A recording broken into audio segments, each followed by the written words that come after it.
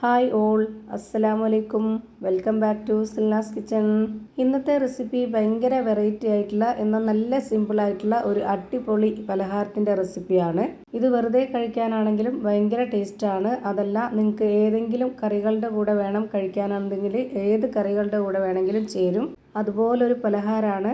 എത്ര കഴിച്ചാലും മടുക്കാത്ത, അതുപോലെ തന്നെ ജോലിക്കൊക്കെ പോകുന്നവരുണ്ടെങ്കിൽ വളരെ പെട്ടെന്ന് ബ്രേക്ക്ഫാസ്റ്റ് ആയിട്ടൊക്കെ തയ്യാറാക്കി എടുക്കാൻ പറ്റുന്ന ഒരു കിടിലൻ ഐറ്റമാണ്. കറികളില്ലാതെയും കറികളോടുകൂടിയും എങ്ങനെ വേണമെങ്കിലും കഴിക്കാവുന്നതാണ്. അപ്പോൾ നമുക്ക് ഇതെങ്ങനെയാണ് തയ്യാറാക്കുന്നതെന്ന് നോക്കാം. ഇതിനായി ആദ്യം തന്നെ ഒരു മിക്സിയുടെ ജാർ എടുത്തിട്ടുണ്ട്. അതിലേക്ക് അരിപ്പൊടിയാണ് ഇട്ട് കൊടുക്കുന്നത്. വറുത്ത അരിപ്പൊടി തന്നെ ഇട്ട് കൊടുക്കാൻ വേണ്ടി നോക്കുക. എങ്കിലേ പലഹാരം നല്ല പെർഫെക്റ്റ് ആയിട്ടും ടേസ്റ്റ് ആയിട്ടും കിട്ടുള്ളൂ. 250 ml കപ്പിൻ്റെ അളവിൽ 1.25 കപ്പ് അരിപ്പൊടിയാണ് ഇട്ട് കൊടുക്കുന്നത്. ഇനി വേണ്ടത് ചോറാണ്. ബാക്കി വന്നതോ അല്ലാന്നുണ്ടെങ്കിൽ ചൂട് ചോറോ ഏതായിരുന്നാലും കുഴപ്പമൊന്നുമില്ല. അരക്കപ്പ് അളവിൽ ഇട്ട് കൊടുക്കുന്നുണ്ട്. ഏത് അരിയുടെ ചോറായിരുന്നാലും കുഴപ്പമില്ല. പിന്നെ വേണ്ടത് തൈരാണ്. തൈര് പുളിപ്പുള്ളതോ പുളിപ്പില്ലാത്തതോ ഏത് വേണമെങ്കിലും ഓരോരുത്തരുടെ ഇഷ്ടത്തിനനുസരിച്ച് യൂസ് ചെയ്യാവുന്നതാണ്. ഈ പലഹാരത്തിന് ചെറിയൊരു പുളിപ്പുണ്ടെങ്കിൽ ഒരു പ്രത്യേക ടേസ്റ്റ് ആയിരിക്കും. ഇനി അത് ഇഷ്ടമല്ലാത്തവർ പുളിപ്പില്ലാത്ത തൈര് ഒഴിച്ചു കൊടുക്കാം. ഞാനിവിടെ 250 ml കപ്പിൻ്റെ അളവിൽ 1/4 കപ്പ് തൈരാണ് ഇതിലേക്ക് ഒഴിച്ചു കൊടുക്കുന്നത്. ചെറിയൊരു പുളിപ്പുള്ള തൈരാണ്. നല്ല പുളിപ്പുള്ള തൈരാണെന്നുണ്ടെങ്കിൽ അതിൻ്റെ പകുതി എടുത്താൽ മതി.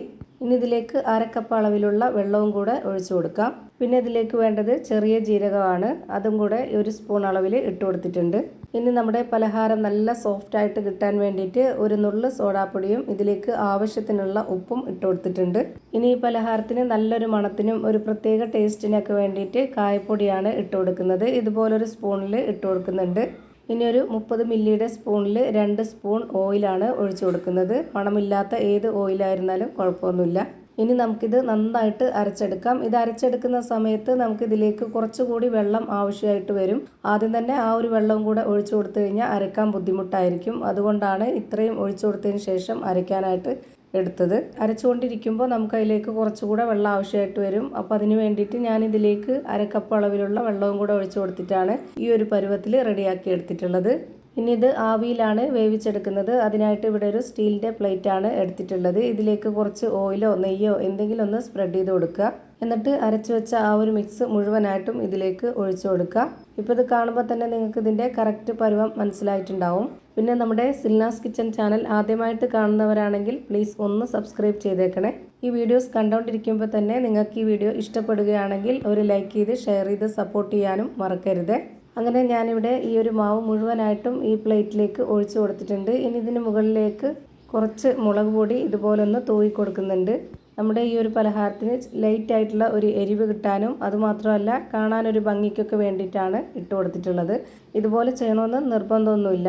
ഇനി ഇത് വേവിച്ചെടുക്കാനായിട്ട് ഞാനിവിടെ ഒരു പാനിൽ ഇതുപോലെ കുറച്ച് വെള്ളം ഒഴിച്ചു കൊടുത്തതിന് ശേഷം ഇതുപോലെ ഒരു റിങ് ഇറക്കി വെച്ചിട്ട് അതിനുള്ളിലേക്കാണ് ഈ പ്ലേറ്റ് വെച്ച് കൊടുക്കുന്നത്. എന്നിട്ട് ഇതിൻ്റെ അടപ്പ് വെച്ചിട്ടൊന്ന് അടച്ചു കൊടുക്കാം. എയർ ടൈറ്റ് ചെയ്തിരിക്കാനായിട്ട് ഇതിൻ്റെ ഹോളിൽ ഒരു പേപ്പർ തിരികെ വെച്ച് കൊടുത്തിട്ടുണ്ട്. ഇനി ഇതിൻ്റെ ആ ഒരു വെള്ളം തിളയ്ക്കുന്നവരേക്കും ഹൈ ഫ്ലെയിമിലിട്ടിട്ടും അതിനുശേഷം ലോ ഫ്ലെയിമിലിട്ടിട്ടും ഇത് വേവിച്ചെടുക്കണം.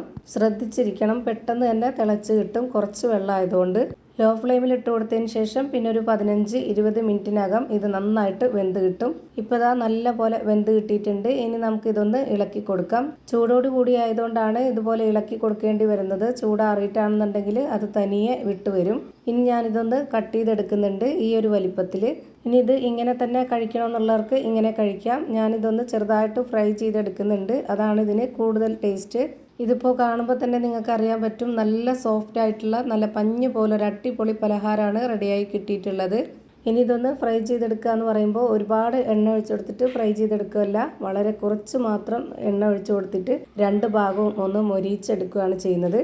അപ്പോൾ അതിന് വേണ്ടിയിട്ട് ഞാനിവിടെ ഒരു പാൻ സ്റ്റൗവിലേക്ക് വെച്ച് ഫ്ലെയിം ഓണാക്കി കൊടുത്തിട്ടുണ്ട്. അതിലേക്ക് 2 സ്പൂണോളം ഓയിൽ ഒഴിച്ചു കൊടുത്തതിന് ശേഷം ആദ്യം ഒരു പീസ് എടുത്ത് ഇതിലേക്ക് ഇട്ട് കൊടുക്കുന്നുണ്ട്. ഒന്നിച്ചിട്ട് കൊടുക്കാൻ പറ്റത്തില്ല, അപ്പോൾ നമുക്കതിൻ്റെ ആകത്തെ ഷേപ്പൊക്കെ വിട്ടുപോകും. ഒരു 30-40 സെക്കൻഡ് ഒരു ഭാഗം ഇതുപോലെ ഇട്ട് കൊടുത്തിട്ടൊന്ന് ഫ്രൈ ചെയ്തെടുക്കുക.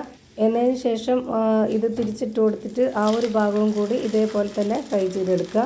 ഇനി ഇതൊന്നുകൂടി തിരിച്ചിട്ടിട്ട് കാണിച്ചു തരാം. ഈ ഒരു മുകൾ ഭാഗം പോലെ താഴത്തെ ഭാഗവും റെഡിയാക്കി എടുക്കുക. അപ്പോൾ ഇത് കഴിക്കാനായിട്ട് ഒരു പ്രത്യേക ടേസ്റ്റാണ്.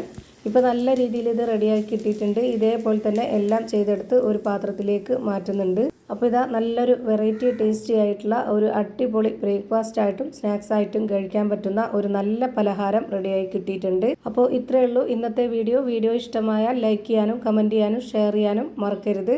അതുപോലെ തന്നെ ഞാനിടുന്ന പുതിയ വീഡിയോസ് നോട്ടിഫിക്കേഷനായിട്ട് കിട്ടുന്നതിന് വേണ്ടി സബ്സ്ക്രൈബ് ചെയ്ത് ബെല്ലൈക്കൺ അമർത്തി അതിൽ ഓൾ എന്ന ഓപ്ഷൻ എനേബിൾ ചെയ്ത് കൊടുക്കാനും മറക്കരുത്. പുതിയൊരു വീഡിയോയുമായി വീണ്ടും വരും. Thank you for watching.